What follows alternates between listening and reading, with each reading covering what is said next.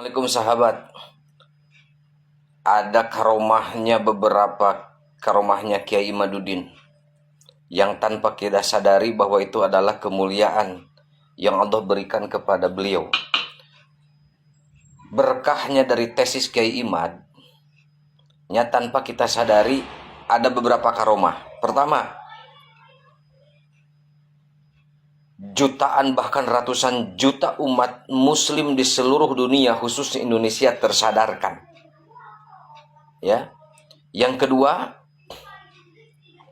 karomahnya beliau bisa menyelamatkan ratusan juta pribumi bahkan ulama-ulama di seluruh Indonesia dari dawir, dari penindasan, ya, dari kalangan habaib.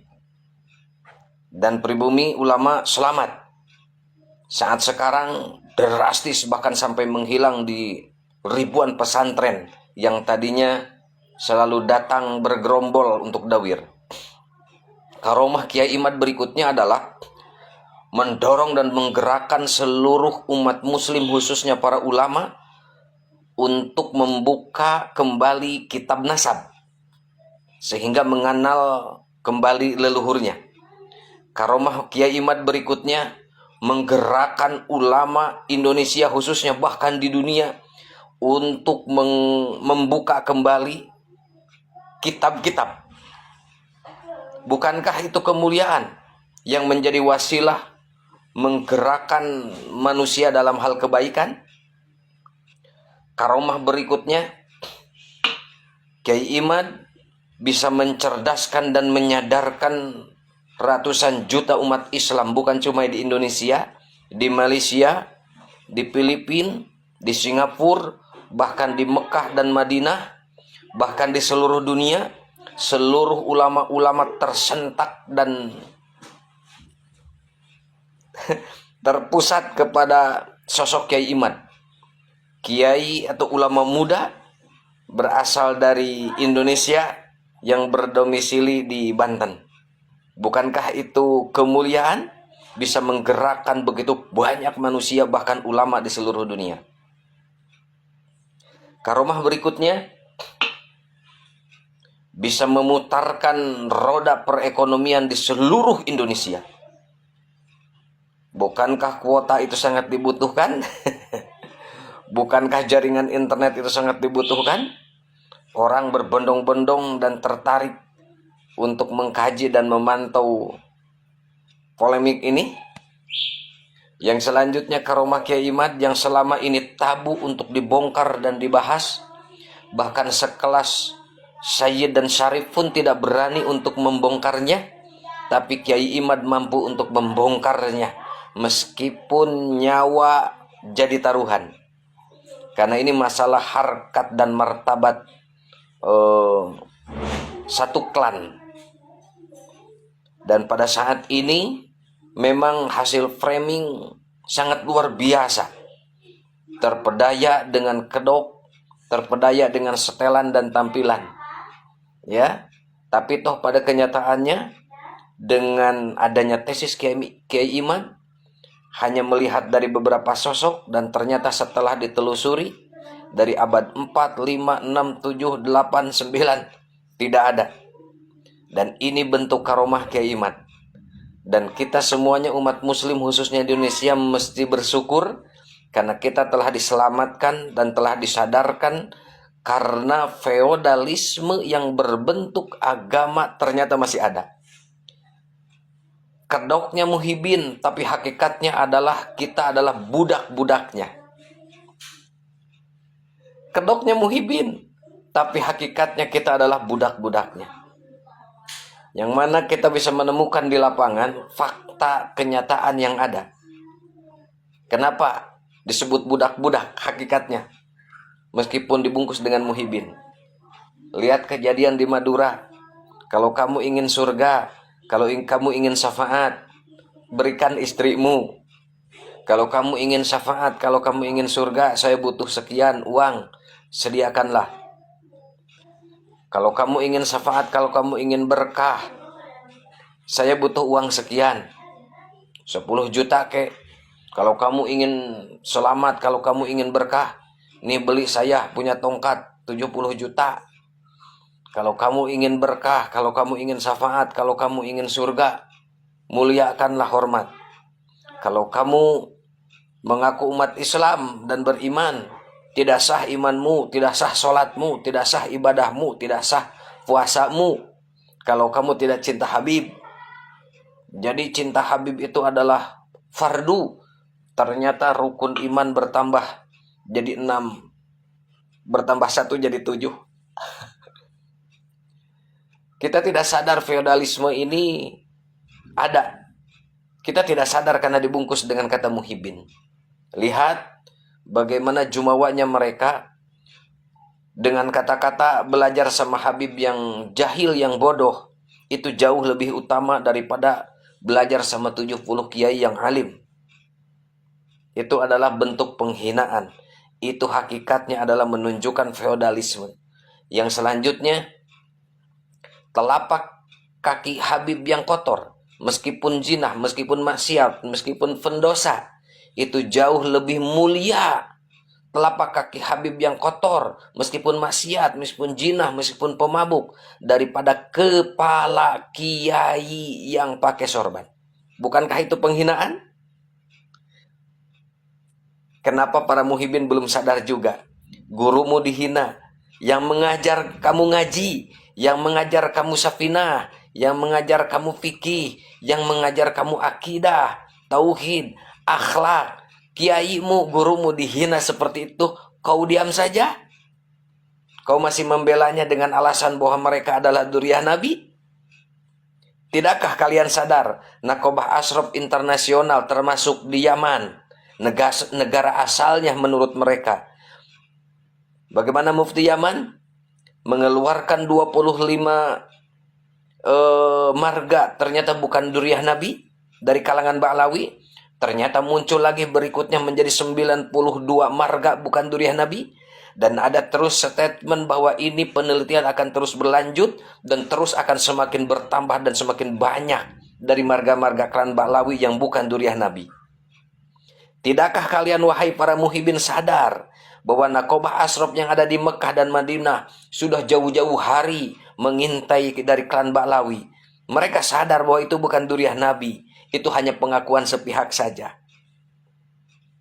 Tidakkah kalian sadar dan mengerti, wahai para muhibin, dari ahli genetik menunjukkan dan fakta 180 orang dari Yaman, dari berbagai macam marga, ternyata berhaplogrupnya G. Dan sepakat ahli genetik dunia, kalau betul-betul dzurriyyah Nabi, kalau betul-betul dari Bani Husain, Bani Hasan, Bani Quraisy, dari bangsa Arab, genetiknya tidak mungkin G, justru bakal J1 atau J2.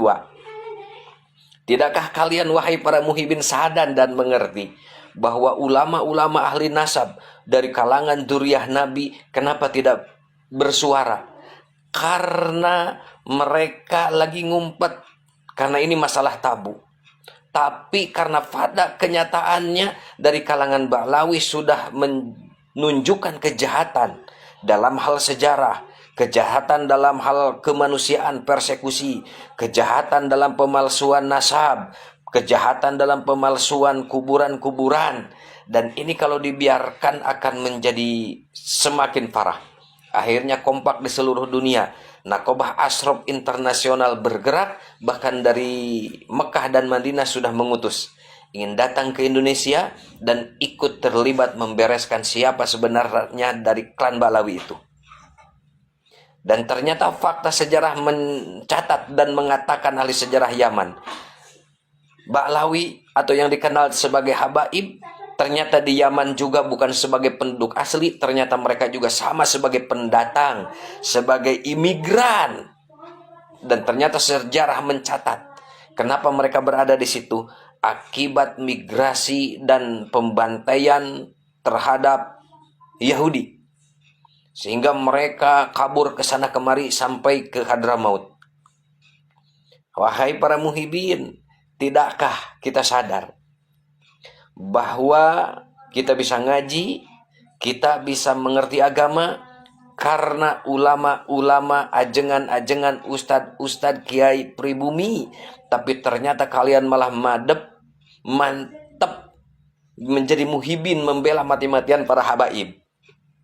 Justru yang kalian bela mati-matian melecehkan pribumi, menghina gurumu, menghina kiai, menghina ulama. Wahai para muhibin, tidakkah kalian sadar bahwa negara Indonesia dirubah sejarahnya dari mulai merah putih, dari mulai lambang burung Garuda, dari Indonesia Raya, bahkan sejarah kemerdekaan pun sama mereka rubah.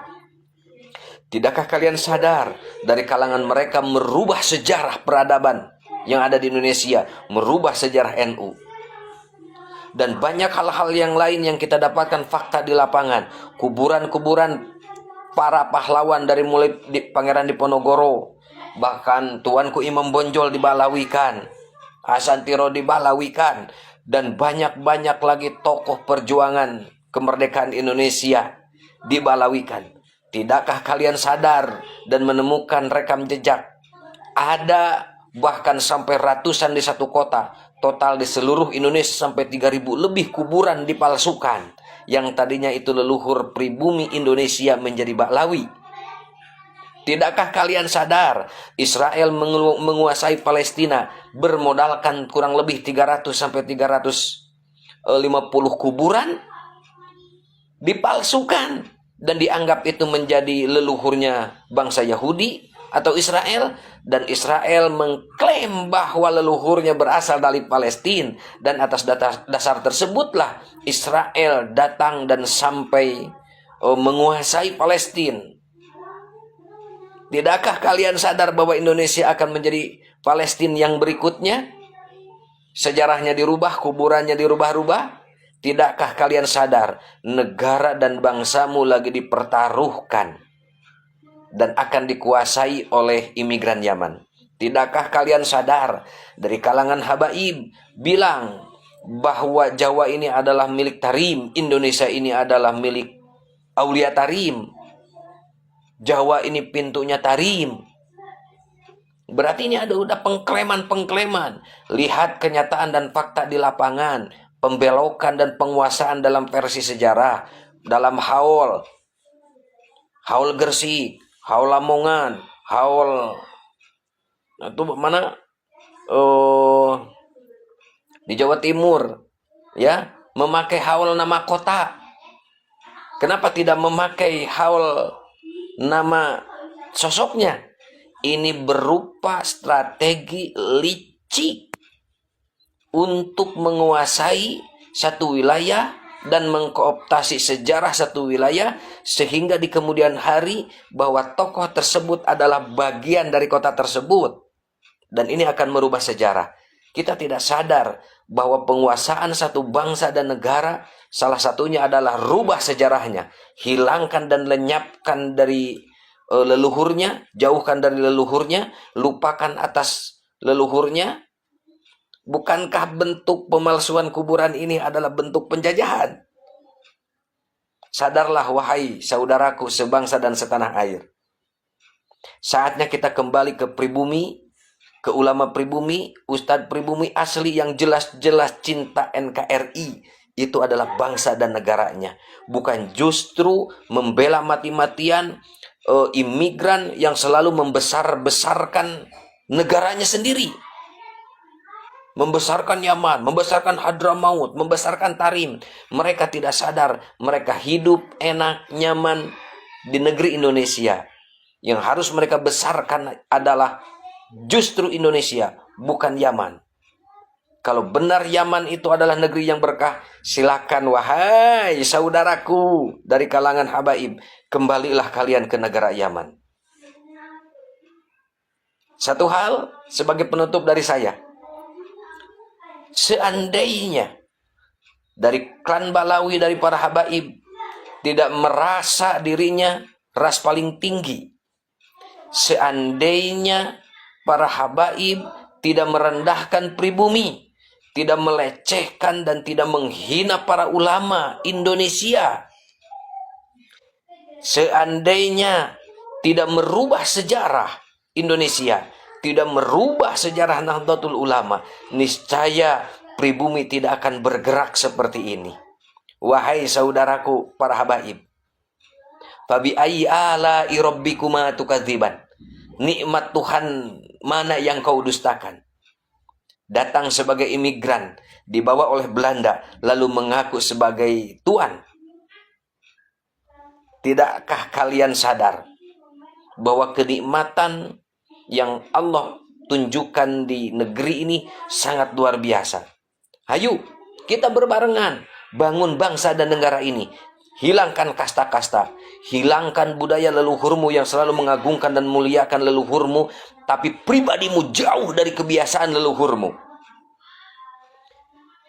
Hilangkan dan lenyapkan kebiasaan kalian selalu mengagung-agungkan bahwa di darah kami ada darah suci kakek kami, yaitu Rasulullah.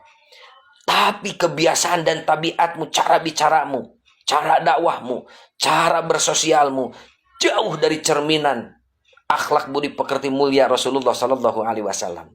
Bukankah itu sebagai bukti penghinaan terhadap Rasulullah? Sadarlah wahai pribumi, yuk kita bergerak sama untuk mencerdaskan umat, bukan justru untuk membodohkan umat. Wallahul muwaffiq ila aqwamit thoriq.